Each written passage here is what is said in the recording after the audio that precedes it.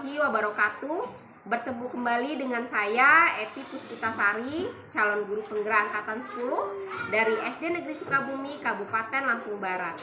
Pada kesempatan kali ini, saya akan mewawancarai 2 orang kepala sekolah tentang bagaimana cara pengambilan keputusan jika mereka mengalami dilema etika. Selamat menyaksikan. Pagi Bu, gimana Bu kabarnya hari ini? Pagi Bu Epi, alhamdulillah baik Bu. Kabar Ibu gimana? Alhamdulillah baik juga Bu. Baik Bu, ada beberapa hal yang ingin saya tanyakan ya Bu ya terkait pengalaman Ibu sebagai kepala sekolah, terutama dalam pengambilan keputusan. Selama ini Bu Ardiah dalam mengidentifikasi kasus-kasus atau beberapa kasus mungkin Bu? Ya Bu, silahkan. Baik, selama ini bagaimana cara Ibu dapat mengidentifikasi kasus-kasus yang merupakan dilema etika ataupun bujukan moral?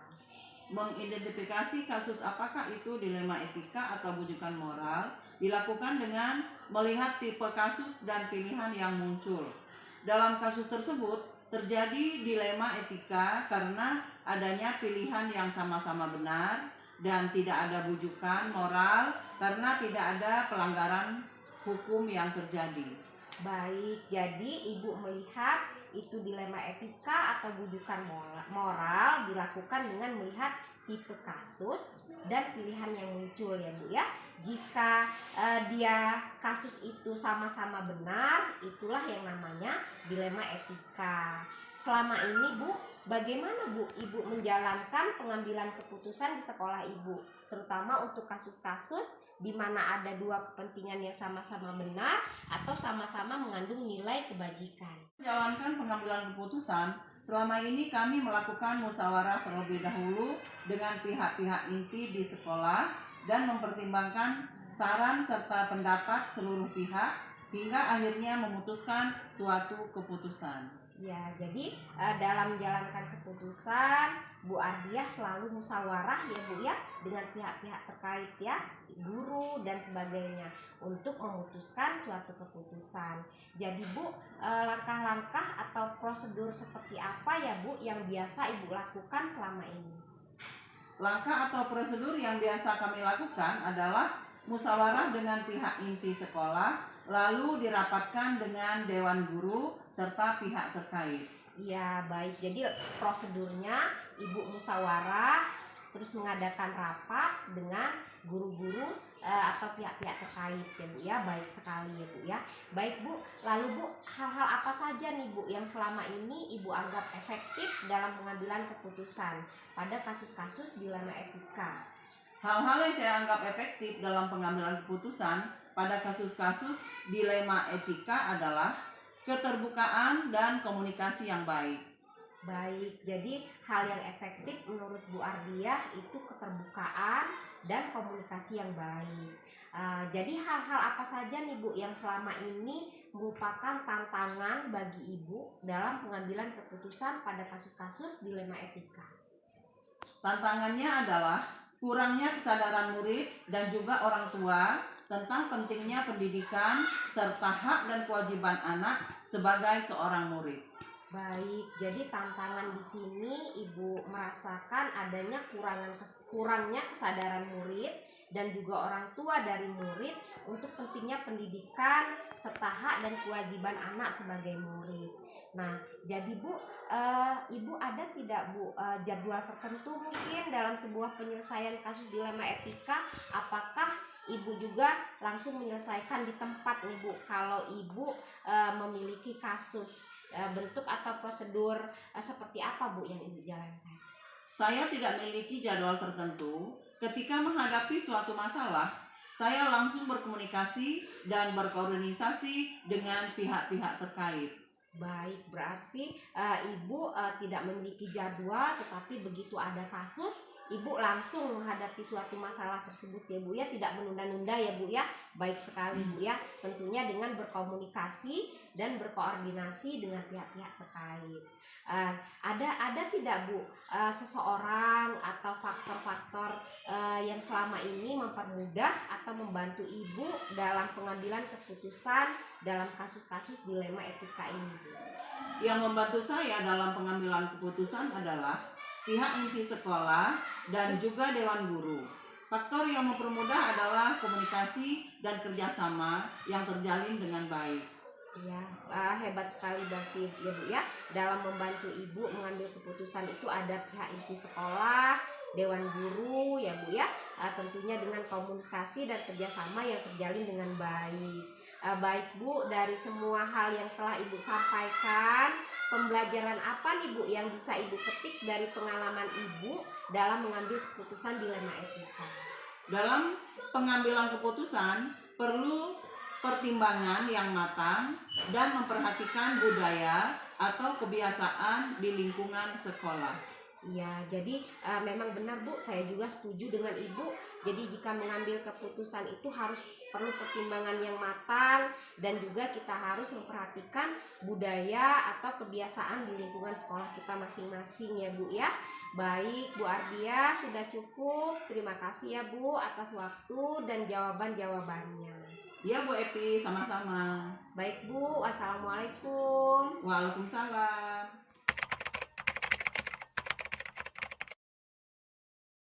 Assalamualaikum, selamat pagi Bu Asni. Bagaimana kabarnya hari ini? Waalaikumsalam, pagi Bu Epi. Alhamdulillah baik Bu. Bagaimana dengan Ibu? Alhamdulillah baik juga Bu.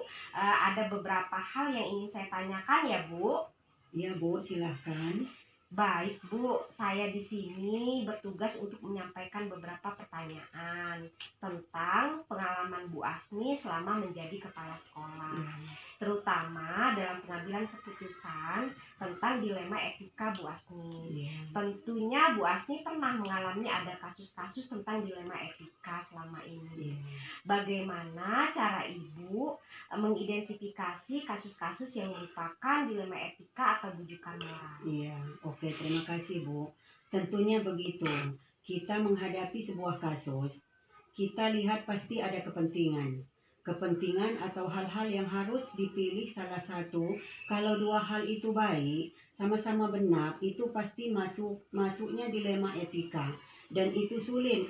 Itu yang saya kira untuk mengidentifikasi bahwa kasus yang saya hadapi adalah termasuk kasus dilema etika, makanya disebut dilema karena sesuatu pilihan yang sulit. Iya, baik ya Bu ya. Jadi menurut Ibu, dilema etika adalah dua kepentingan yang sama-sama benarnya ya Bu ya. Iya. Boleh nih Bu berbagi bagaimana Bu Asni menjalankan keputusan atau langkah-langkah menghadapi dua kasus di mana ada dua kepentingan yang sama-sama baik Bu. Ya, tentunya meskipun kita tahu bahwa dua-duanya benar, dua-duanya baik, tetapi begitu itu menjadi sebuah kasus ya Bu ya. Iya. Kalau kita segera untuk mencari mana yang lebih bagus di antara dua-duanya, bagus sebenarnya ya ketemu oleh, karena itu saya kumpulkan teman-teman guru, kemudian kita sampaikan permasalahannya, semua pertimbangan kita tampung, akhirnya juga bisa ketemu kemana di antara kedua yang bagus, ini yang baik di sisi manfaat, yang terbaik dan terbanyak yang kita ambil. Berarti Bu Asni mengambil keputusan dengan melihat sisi manfaat dan juga tetap butuh masukan dari rekan-rekan guru untuk melibatkan keputusan ya Bu ya. Benar sekali Bu, karena menurut saya pertimbangan yang ada di benak saya atas kasus itu misalnya hanya 3. Siapa tahu dengan mengumpulkan teman-teman pertimbangannya menjadi 6. Jadi menguatkan pertimbangan yang kuat menjadikan keputusan yang kita ambil menjadi mantap karena pertimbangan banyak. Bijak sekali ya Bu ya. Semakin banyak pertimbangan akan semakin menguatkan keputusan. Iya. Selama ini Bu Asni ketika menghadapi kasus dilema etika ini, cara efektif dalam pengambilan keputusannya seperti apa Bu Asni? Yang pertama, segera mungkin mengumpulkan teman-teman, kemudian kita sampaikan secara runut permasalahannya. dan saya sampaikan, ini harus segera kita ambil kesimpulan, keputusan harus milih yang mana di antara dua kepentingan yang sama-sama baik ini. Kemudian kita lihat juga regulasi-regulasi, peraturan-peraturan yang berkaitan dengan kasus, itu kemudian kita rekap berapa kebaikan apabila kita ambil yang A atau B, berapa kebaikan atau manfaat jika kita ambil yang B bersama-sama dengan Dewan Guru. Oleh karena itu ketahuan jika antara dua pilihan banyak manfaat A, sudah kita putuskan sesegera mungkin. Oke, berarti kalau saya lihat nih, Bu Asni ini tipikal pengambilan keputusannya berdasarkan manfaat atau hasil akhir ya Bu ya? Iya benar, saya cenderung ke arah itu karena yang paling bermanfaat yang kita ambil. Kita bukan ambil manfaatnya, nanti saya membuat kecewa teman-teman yang punya kasus itu dan juga merugikan sekolah. Makanya keputusannya benar-benar yang bermanfaat bagi sekolah yang bersangkutan dan semua warga itu yang terbaik dengan risiko yang paling sedikit. Luar biasa sekali ya Bu ya, mengambil keputusan dengan manfaat yang maksimal dan resiko yang minimal. Baik, selama ini tantangan Bu Asni ketika pengambilan keputusan apa Bu? Ya, tentunya bagaimana menyampaikan dasar pertimbangan saya dalam pengambilan keputusan itu ya Bu ya, kepada semua warga, bagaimana membuat guru, staf dan siswa itu memahami pertimbangan. Kenapa kok saya sebagai pemimpin mengambil keputusan ini? Iya Bu ya, karena kan warga sekolah itu banyak ya Bu ya, tentunya karakter juga berbeda-beda. Karakternya banyak dan juga pertimbangannya belum tentu matang. Mungkin ada satu sisi guru yang hanya mengandalkan pertimbangan yang ini saja. Itu belum puas. Oleh sebab itu, jika saya pertimbangkan segala macam dari semua sisi, regulasi, masukan teman-teman, dan itu sudah matang menurut saya.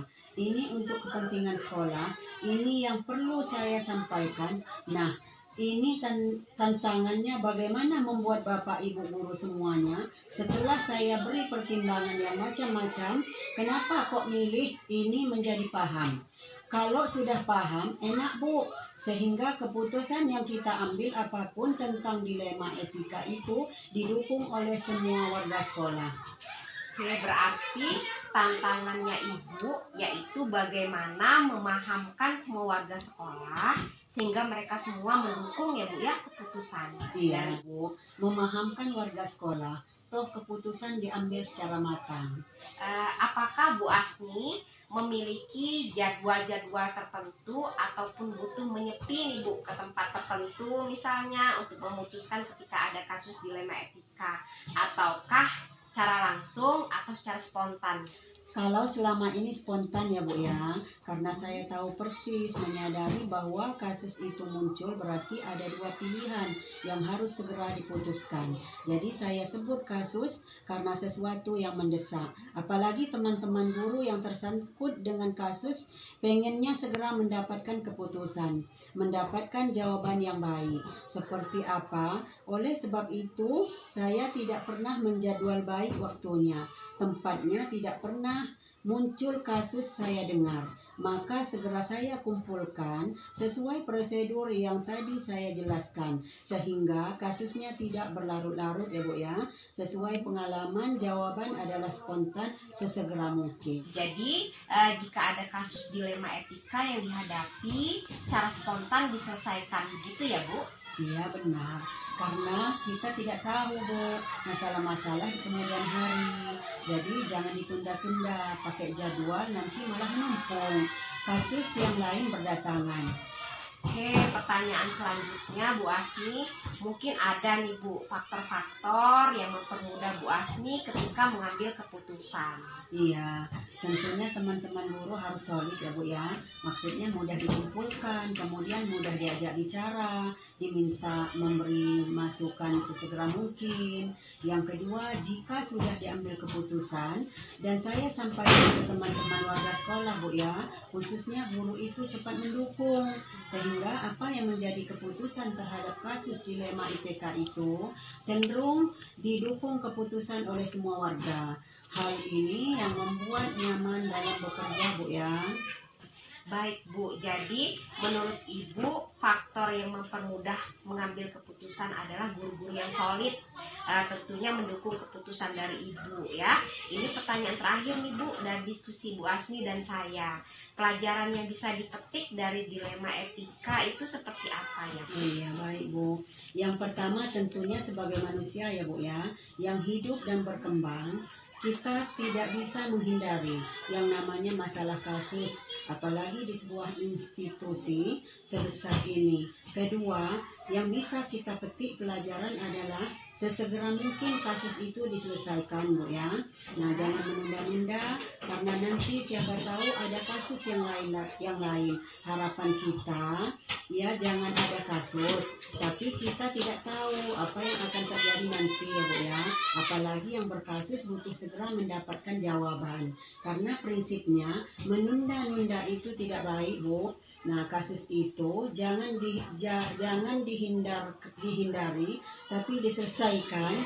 Ketiga, putuskan di antara itu adalah hal yang terbaik dan manfaat dan paling kecil resikonya bisa diterapkan di lingkungan kerja kita dan manapun kita berada ya Bu ya. Oke Bu Asni, kata kuncinya yaitu sesegera mungkin kasus diselesaikan. Iya. Terus diambil keputusan yang paling bermanfaat, Betul, resikonya paling kecil. Iya. Oke, terima kasih atas waktunya. Saya semakin paham nih Bu, bagaimana nantinya saya mengambil dan menyerap pengalaman Bu Asni selaku kepala sekolah Iya. tentang pengambilan keputusan yang berkaitan dengan dilema etika. Iya. Sama-sama Bu Epi. Assalamualaikum Bu. Waalaikumsalam Bu.